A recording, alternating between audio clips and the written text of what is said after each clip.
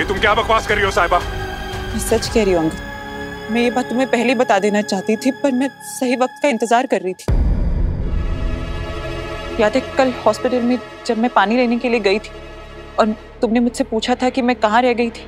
हाँ, और तुमने कहा था तुम किसी से मिली थी। वो गैरी था। साहिबा मुझे कुछ समझ में नहीं आ रहा है, तुम इसकी तरफदारी क्यों कर रही हो? तुम पर किसी तरह का दबाव तो नहीं डाल रहा है? किसी तरह से तुम्हें ब्लैकमेल तो नहीं कर रहा है ये? अगर हाँ तो मुझे बताओ, तुम्हें डरने की कोई जरूरत नहीं है। नहीं अंकल, ऐसा कुछ नहीं है। गैरी ने मुझ पर कोई दबाव नहीं डाला। ये सारी बातें सच है। मतलब डायमंड के बारे में तुम्हें गैरी से पता चला? तो फिर खुद मेघा कश्यप ने आकर हमें ये इंफॉर्मेशन क्यों दी? उसे मैंने ही भेजा था, क्योंकि मुझे पता था मेरी बात पे कोई विश्वास नहीं करेगा और न ही किसी अजनबी पर। इसलिए मैंने डैड की फोन हिस्ट्री से मेघा का नंबर निकाला, उसे धमकाया कि जाके तुम्हें सच बताए, और अगर उसने ऐसा नहीं किया।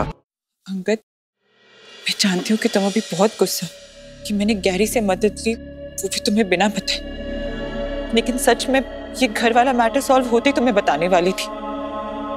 मैंने जो भी किया हमारे घर की भलाई के लिए किया। ओ प्लीज साहिबा, ये सफाइयां देना बंद करो तुम। हाँ मैं गुस्से में हूं, आ रहा है मुझे गुस्सा, लेकिन मुझे ये समझ में नहीं आ रहा कि मुझे किस बात पे गुस्सा आ रहा है। तुमने मुझसे इतनी बड़ी बात छुपाई इस पर, या फिर मैंने तुम पे भरोसा किया इस पर? क्योंकि तुम्हारी तो आदत ही है मुझसे बातें छुपाने की, अपनी मनमर्जी चलाने की।